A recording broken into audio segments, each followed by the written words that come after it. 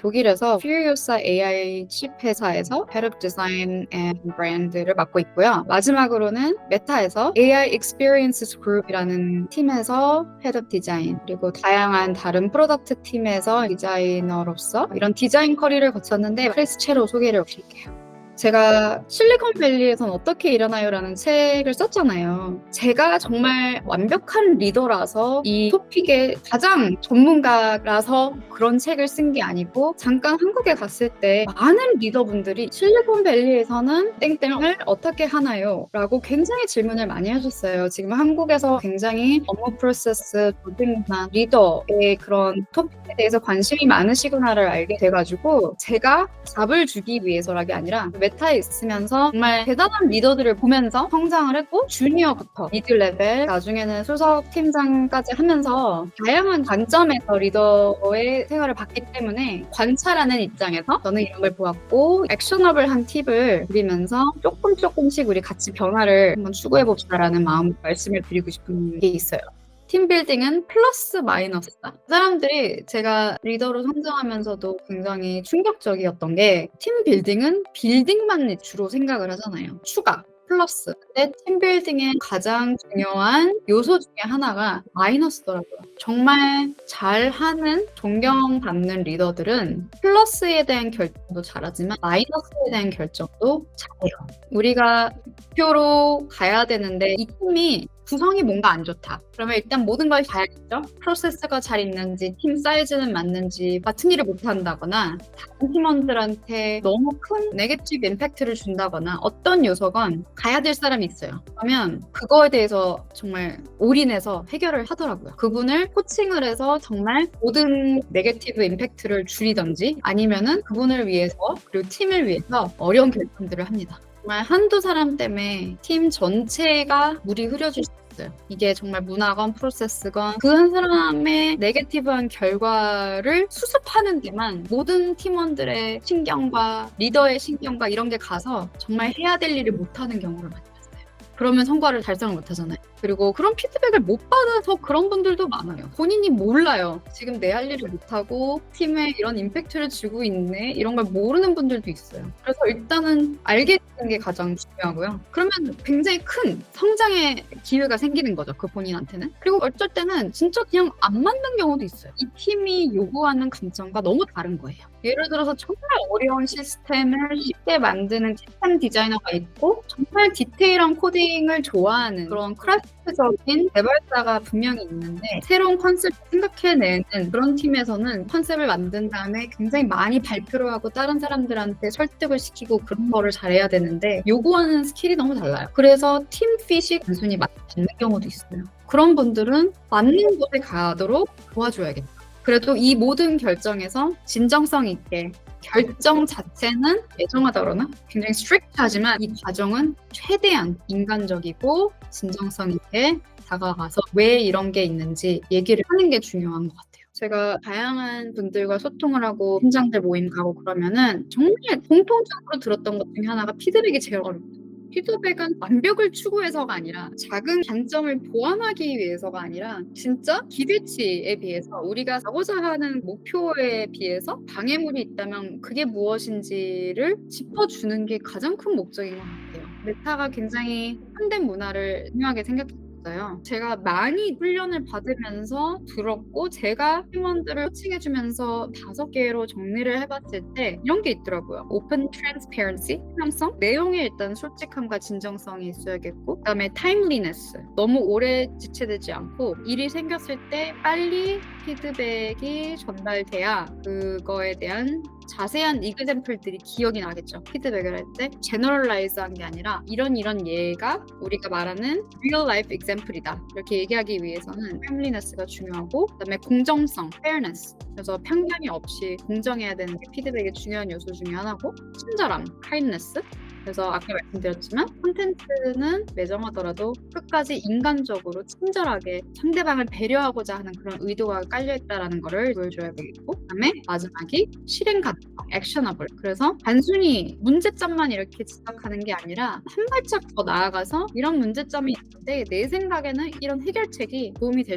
것 같다고 이그젬플, 서제션까지 이제 보여주면 굉장히 도움이 되겠다. 정말 생각해서 나한테 피드백을 줬구나, 이런 느낌이 들 수 있을 정도로 액셔너블한 게 좋겠죠. 피드백 기술도 팁이 있는데, 일단 피드백을 프레이밍 할 때 그냥 행동을 얘기하기보다는 다시 한번 리마인드를 줘서 우리가 요구하는 기대치가 이거였고, 근데 이런 행동이나 결과가 거기에 달성하는데 갭이 있는 것과 왜 이게 문제가 되는지를 얘기하는 게 가장 중요한 것 같아요. 영어로 블로커라고 표현을 하는데, 또한 우리 피드백의 토픽이 이 목표 달성에 블로커가 라고 얘기를 해주면 그거를 왜 고쳐야 되는지 이게 왜 중요한지 정말 다시 한번 리마인드가 되고, 조금 더 객관화될 수 있는 게 결과와 블로커에 대해서 집중을 하다 보니까 같은 곳을 바라보면서 얘기를 할 수 있게 됐고, 진짜 중요한 거는 사실 피드백이 잘 되려면 듣는 사람한테도 책임이 50%예요. 피드백 문화가 잘 되려면 피드백을 듣는 거에 대한 중요성도 많이 얘기를 해야겠죠. 주는 거에 대해서만 얘기하는 게 아니라. 그래서 피드백을 잘 들어야 된다라는 그런 문화가 자리 잡혀야 되는데, 그러기 위해서는 또 여러 가지 팁이 있어요. 피드백을 잘 듣기 위해서는 일단 첫 번째, 그냥 듣는 거 되게 힘들더라고요. 입이 근질근질거리고 변명할 게 너무 많이 생기고, 근데 그때는 뭔가 달랐어, 이런 게 늘 나오는데 그냥 듣기. 얼마나 피드백 주는 사람도 주는 게 힘들겠어요. 피드백의 콘텐츠가 굉장히 매정하기도 한데, 피드백을 듣는 사람이 콘텐츠와 딜리버리를 나눠서 생각하는 게 중요한 것 같아요. 만약에 이거를 주는 사람이 커뮤니케이션을 못해서 정말 기분 나쁘게 얘기를 할 수도 있어요. 그럼 기분이 나쁘겠죠. 근데 그걸로 너무 기분 나쁜 커뮤니케이션과 소통의 스타일로 본론이 뭐지 까먹거나 아니면 무시하는 것보다는 나눠서 본래 의도와 콘텐츠는 뭐였지? 한번 생각해보고 정말 유효하다면 자신한테 큰 성장을 하는 피벗과 기회가 될 수도 있거든요. 저는 팀장이 되는 동시에 새로운 팀에 가게 됐어요. 굉장히 어려웠던 것 같아요. 왜냐면 완전 새로운 분야에서 디자인을 한다는 건 많이 다르더라고요. 그래도 리더는 실무를 알아야 되잖아요. 디자인은 알고 있지만 그것부터 겸손하게 배워나가고 충분히 시간을 갖고, 그러면서 신뢰도 쌓고, 신뢰를 쌓고 나서 좀 리드를 하는 거를 거쳤어야 되는데 제가 조금 급했던 것 같아요. 굉장히 빨리빨리 도와주고 빨리빨리 뭘 하고 그 전에 팀에서 행동했던 것처럼 그랬는데, 알고 보니까 리더로서는 그런 피드백도 주고 많이 그래야 되는데, 그러려면은 정말 시간을 투자해서 팀원들과 신뢰를 쌓는 게 너무너무 중요하구나. 왜냐면 어려운 피드백을 주려면 그런 게 필요하거든요. 그리고 제가 틀린 피드백을 줄 수도 있는데 팀원이 그거 틀렸어요라고 얘기를 해야 되잖아요. 근데 신뢰가 없으면 그게 어렵죠. 그래서 그거를 듣고도 이건 아닌데 얘기를 해주기가 힘드니까 팀원들도 힘들었겠죠. 다행히 제 상사가 지금 크리스티아나가 잘 하고 있는지 안 하고 있는지에 대해서 360도 같이 일하고 있는 분들한테 다 여쭤보시고 피드백을 받으셨더라고요. 그러면서 솔직하게 얘기를 해주셨는데 그런 코멘트가 많았어요. 조금 더 시간을 갖고 우리가 뭘 만드는지 좀 알아야지, 모르는 상태에서 막 그렇게 얘기를 하면 기분도 나쁠 수도 있고, 또 우리가 이제 푸시백도 어렵고, 그런 것들을 처음 들었는데 당연히 이해가 되는데 너무너무 상처가 컸죠.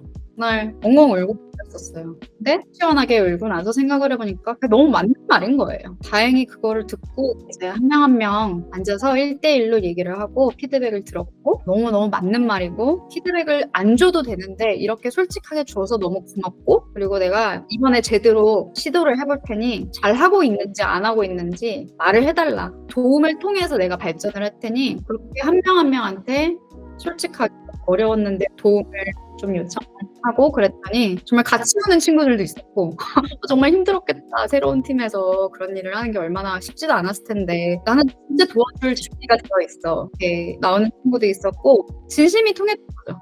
저는 그 피드백이 굉장히 아팠던 피드백 중에 하나인데, 그거는 정말 가장 따끔하면서도 가장 도움이 됐었던 것 중에 하나였고, 그 기회를 통해서 제 팀과 너무 가까워졌어요. 제 파트너들, 엔지니어링 파트너, 프로덕트 파트너, 데이터 사이언스, 제 부하 직원들 한 4명, 5명 다 너무 가까워지면서 그 후로 점점 팀이 성장하고 팀이 20몇 명이 되고 정말 어려운 프로젝트를 맡아서 업스 앤 다운스가 많았을 때도 그때 잘 신뢰를 쌓고 꼭 진정성으로 한번 터놓고 얘기했던 게 굉장히 오래 어려운 일을 해결하는데 큰 힘이 되었던 것 같아요.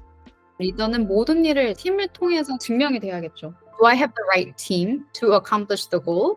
How can they be more successful? 어떻게 팀을 더 잘 운영하고 팀한테 더 모티베이션을 주고 팀한테 더 좋은 셋업을 주어서 빨리 우리가 향하는 목표로 갈 수 있을까를 늘 생각하는 게 팀의 성과로 판단이 돼야죠. 비전이 있는 게 가장 중요한 것 중에 하나라고 생각하거든요. 개인의 성과가 아니라 팀을 빌딩하고 팀의 프로세스를 구축하고 팀한테 우리 비전은 이러니까 이게 석세스고 이게 페일리어다라고 정확히 얘기를 해주고 한 명 한 명한테 오너십을 주고 최대한 성과를 낼 수 있는 환경을 만들어줘서 이제 팀이 같이 성과를 내야 되는 게 리더의 몫이고, 예를 들어서 리더가 토크도 잘하고 카리스마 있게 다른 사람들과 관계도 좋고 그랬고 팀 전체의 성과가 안 좋으면 이거는 리더가 아니죠. 메타에서 이런 말을 썼었는데, 리더가 비전을 정확히 얘기를 해야 7명한테 질문을 해도 7명이 같은 대답으로 우리는 이게 목표다 라고 얘기를 한다고 그러거든요. 그 정도로 리더는 방향이 무엇인지 정확히 알아야 되고 그걸 잘 잡고 잘 설명을 해서 모든 조직의 사람들이 똑같은 그림으로 이해를 하고 있는 게 가장 중요한 것 같아요. 결국은 다 모든 사람들이 모여서 일을 하잖아요. 어떻게 가야 되는지를 리드하는 게 리더가 아닐까 생각해요. 아무리 사람들이랑 같이 마음을 움직여서 일을 할 수 있어도 방향을 잘못 잡으면 결국은 산으로 가겠죠.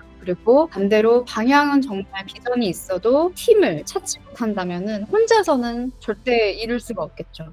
모두가 리더가 될 필요가 없거든요. 그래서 리더가 되고 싶은 사람들은 진짜 솔직하게 한번 질문을 자신한테, 왜 리더가 되고 싶으냐. 모든 리더나 창업가나 가장 중요한 거는 내가 정의하는 성공이 무엇인지, 내가 한 인간으로서 내가 정의하고 있는 성공과 행복과 보람이 무엇인지를 먼저 일과 별개로 그게 뚜렷하게 자리가 잡혀야 되는 것 같아요. 어려움이 있을 때 이게 온라인이 되지 않기 때문에 계속 끈기 있게 밀고 나가기가 굉장히 힘든 것 같고 되게 공허함이 오고, 저는 그거를 제대로 한번 하고 들어가 보자, 실험해 보자 라고 해서 직면이라는 Face Myself, 나는 다음 넥스트 스텝은 어떻게 할까에 대해서 생각을 많이 했고, 그런 것 중에 이제 예를 들어서 실리콘밸리라든지 메타라든지 빅테크나 도시나 되게 많은 사람들이 꿈꾸잖아요. 저는 그런 걸 그때 페이스에 한번 해보고 싶었지, 이게 평생 하고 싶다, 이렇게 계속 큰 이름을 따라서 가고 싶다, 그런 적은 없었거든요. 그래서 그런 거를 해봤으니 나는 다음 스텝은 독일에서 한번 독일어도 배워보면서 AI 스타트업, 나만의 강점을 살려서 한국인계 미국인 이런 더블 문화를 살려서 이 회사한테 공헌할 수 있는 점을 찾고 여기서 나름 굉장히 의미 있는 일을 지금 하고 있다고 생각을 하고, 그러면서 시도를 해보는 것 같아요. 저는 익스페리멘트라고 봐요, 모든 걸. 내가 원하는 게 이렇다고 분명히 생각을 하지만 실제로 살아보면 또 다를 수도 있거든요. 근데 그거는 이제 시도를 해봐야 내 몸에서 어떤 시그널을 보내고 어떤 소리가 들리고 그러는지를 알기 때문에 일단은 해보는 거. 좋은 리더의 요소를 갖추었지만 아직은 발전 중입니다. Work in progress입니다.